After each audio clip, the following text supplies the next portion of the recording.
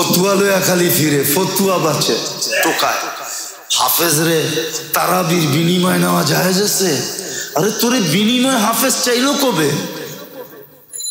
কবে চাইছে হাফেজ যে এত টাকা দিতে হবে? চাইছে আজ পর্যন্ত?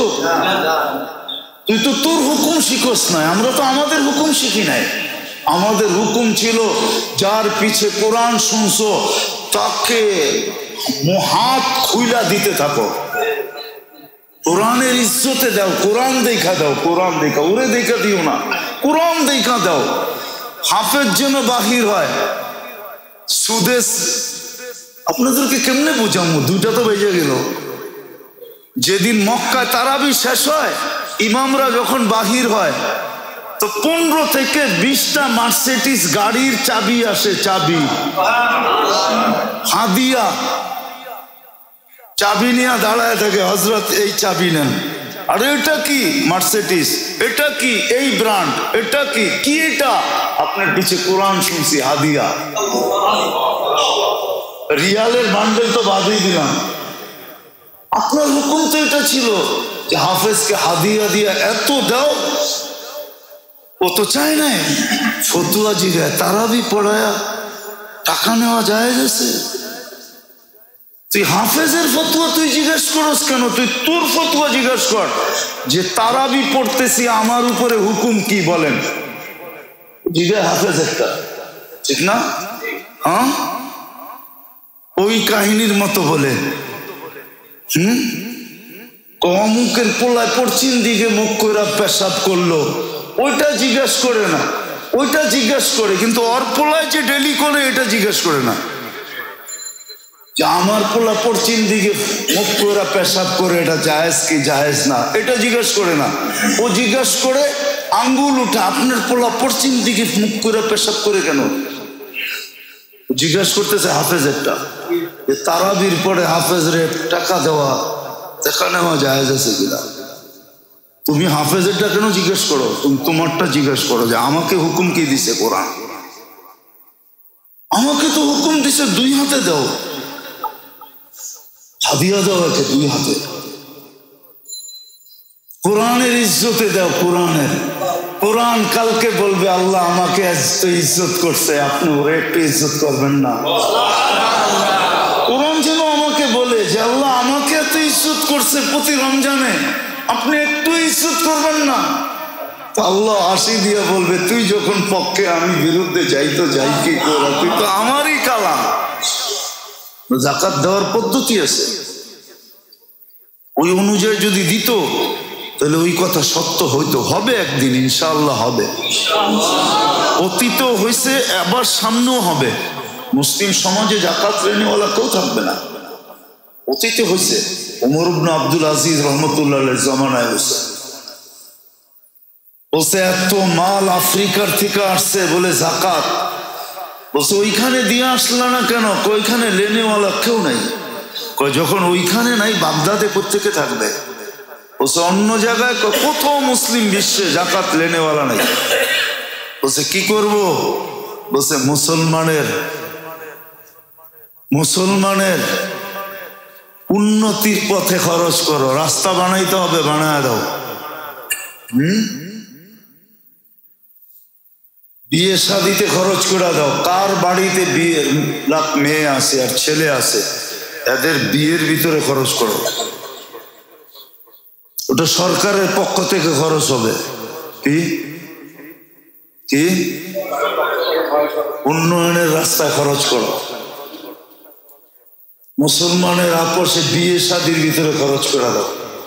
কেন? এটা কাফেররে দেওয়া যাবে না। এই উম্মতের জন্য আল্লাহ বৈধ রাখছেন, নাহলে কোনো উম্মত তো যাকাতে আঙ্গুল পর্যন্ত লাগাইতে পারতো না। কপালে আমাদের দুর্গু এখনই আসে নাই, আল্লাহ এই উম্মতের জন্য সহজ করছেন। ওরা দিত 10%, আমাদের দিতে হয় 2.5%। ওরা খাইতেও পারতো না, ছুঁইতেও পারতো না। আমাকে ধনীরা দেয়, গরিবরা ফুর্তি করে খায়।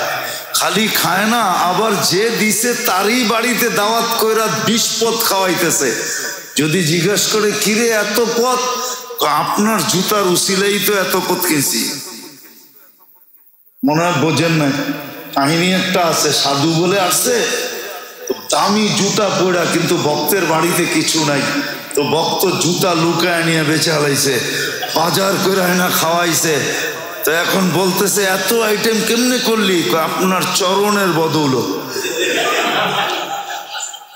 তো যাওয়ার সময় আবার হাদিও দিছে, আবার হাদিও দিতেছিস, আপনার চরণের বদৌলত।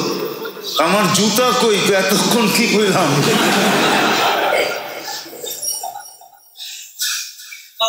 এতক্ষণ কি বললাম? আল্লাহ তো উম্মতকে এরকম দিছে, গরিব নিবে আবার ধনীরে দাওয়াত দিয়া খাওয়াবে। ওই যে জিগায় কিরে এত আইটেম, আপনার দেওয়ার টাকা দিই তো, আমার যাকাত আমাকে। লাকা হাদিয়া ওয়ালানা সাদাকা, আপনি আমারে যাকাত দিছেন, আমি আপনার হাদিয়া খাওয়াইতেছি। আমি ময়লা আনছি, আপনাকে দুনিয়ার উত্তমটা খাওয়াইতেছি। আল্লাহ রসুল বলছে লাকি হাত সাদাকাতুন ওয়ালানা হাদিয়া। এই উম্মতের জন্য আল্লাহ করছে। মন খুলা দেন, কৃপণতা করেন না, সমর্থর চেয়ে ঊর্ধ্বে দেন, দুই হাত খুলা দেন, আল্লাহ ছাপ্পর ভেড়া দেবে। ফেতরা দিয়া দেন 2-4 দিন আগেই। এমন না ঈদের দিন তালাশ করেন না যে ফেতরা কই দিব। সবচেয়ে উত্তম জায়গা হলো দ্বীনি মাদারেস গুলাকে টিকায় রাখার জন্য দেন। এগুলা দুনিয়ার ফাউন্ডেশন। দুনিয়ার বর্তমানে ফাউন্ডেশন হলো দ্বীনি মাদারেস গুলা। আপনি মানেন আর না মানেন, আমি তো বলি মাঝে মাঝে যারা কম্পিউটারে বড় পারদর্শী ওদেরকে বলি, তোরা দুনিয়ার মানচিত্রটা ল, আর দুনিয়ার থেকে মসজিদ মাদারেস ইসলামী দেশগুলা উঠায়া দিয়া তারপরে কম্পিউটারে দেখ দুনিয়ার গ্লুপটা তোকে কিরকম দেখায়। কসম খোদা, আপনি করে দেখেন, আপনি ওটাতে চোখ দিতে পারবেন না, আমার বিশ্বাস। ওটার চিত্র পাল্টায়া যাবে, প্রযুক্তির ভিতরে পাল্টায়া যাবে। আপনি কাইপা উঠবেন যে এই চিত্র কেন, আমার কম্পিউটারে তো এই কালার নাই। চ্যালেঞ্জ করে দেখেন কেউ। দুনিয়ার টিকা আছে এদের কারণে, এগুলো দুনিয়ার ফাউন্ডেশন, এগুলোর পিছনে দেন। এটা বললেন না মোল্লারা দান্দা করে, ও সাতার দান্দা। হ্যাঁ, দান্দা করলে প্রতি জুমায় 50,000 টাকা কামান যায়। রাগ হয় না, আমি কমিটি এলা করে বলতেছি না, প্রতি জুমায় 50,000 কামাইতে পারি। এত দূর হাইটা, দূরে গাড়ি রাইখা, এত ঝাইঝামেলা কইরা এই চিপার ভিতরে এত ছোট একটা মসজিদ, এত অল্প মুসল্লি, এখানে আসবো কেন? হুজুররা দান্দা করে না, প্রমাণ দুনিয়া এখনো দেওয়া যায়। অটো চালাইলে মাসে 30,000 কামানো যায় ঢাকা শহরে, না যায় না? হ্যাঁ, ইজ্জত চলে যাবে না। না, হালাল রুজিতে ইজ্জত যায় না। কে বলছে ইজ্জত যায়? ইজ্জত তো ওইখানে দেয়, ইজ্জত ওইখান থেকে বন্টন হয়, দুনিয়ার থেকে হয় না। ইজ্জত যাবে না। 30,000 কামাইতে পারে অটো চালাইলে, ভ্যান চালাইলে। এখন তো সব ব্যাটারি চালিত, শরীরও তো খরচ হয় না, খালি ধৈরা বয়ে থাকলেই হয়। 2-3 দিন বাড়ি সারি লাগবে, তারপরে হাট ঠিক হয়ে যাবে। অক্সফোর্ডের কোনো ডিগ্রি লাগে না, ঢাকা ইউনিভার্সিটিতে মাস্টার্স করতে হয় না, তারপরে পড়ে আছে হুজুররা। আপনারা ভাবেন দান্দা করে? কথায় কথাই তো বলে বেতন বাড়ায় কি দরকার, এত টাকা দিয়ে কি করব? কয় টাকা দিচ্ছেন? আপনার একদিনের নাস্তার পয়সা তো বেতন দেন না। আপনি তো একদিন বৈশা ইস্টারে যা সকালে নাস্তা করেন ওই বেতন তো দেন না মুয়াজ্জিন রে। আমি তো চোখে আঙ্গুল দিয়ে দেখা দিব, আমরা কি ইস্টার চিনি না? না চিনি না ইস্টার? আমরা ঢাকা শহরে থাকি না? না মনে করেন জীবনে কোনো হোটেল দেখি নাই? কয়েকটা হোটেল দেখছেন জীবনে? দুনিয়ার কোনো স্থান নাই যেখানে আমি না দেখছি। জুনিয়র কোনো উন্নত থেকে উন্নত বুট নাই যেখানে আমি না খাইছি। আমাকে কি বুঝাবেন? স্টারে বৈশা সকালে যে নাস্তার বিল দেন, ওটা তো মুয়াজ্জিনের বেতন দেন না, আবার বলেন চান্দা করে। রাগ হবেন না, পায়ে হাত দিয়া বলি,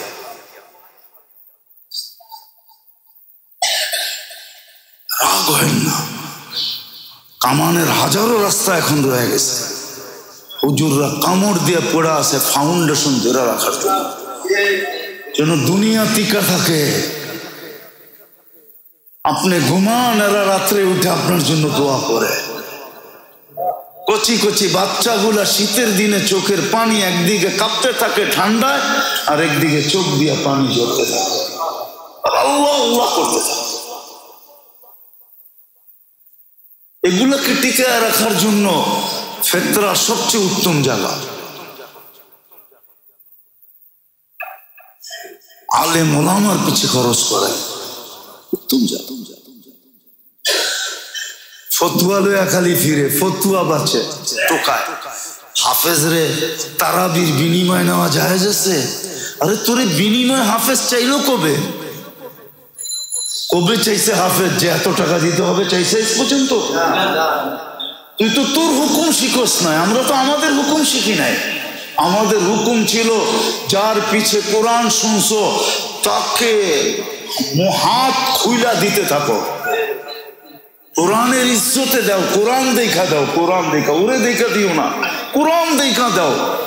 হাফেজ যেন বাহির হয় সুদেশ। আপনাদেরকে কেমনে বুঝামো? দুইটা তো বেজে গেল। যেদিন মক্কায় তারাবি শেষ হয়, ইমামরা যখন বাহির হয় তো 15 থেকে 20টা মার্সিডিজ গাড়ির চাবি আসে, চাবি হাদিয়া, চাবি নিয়ে দাঁড়ায় থাকে, হযরত এই চাবি নেন। আরে এটা কি? মার্সিডিজ। এটা কি? এই ব্র্যান্ড। এটা কি? কি এটা? আপনার পিছে কোরআন শুনছি, হাদিয়া। রিয়ালের বান্ডেল তো বাদই দিলাম, আপনার হুকুম তো এটা ছিল যে হাফেজকে হাদিয়া দিয়া এত দাও। ও তো চায় নাই। ফতুয়া জিগায় তারাবি পড়ায়া টাকা নেওয়া জায়েজ আছে? তুই হাফেজের ফতুয়া তুই জিজ্ঞেস করস কেন? তুই তোর ফতুয়া জিজ্ঞেস কর যে তারাবি পড়তেছি, আমার উপরে হুকুম কি বলেন।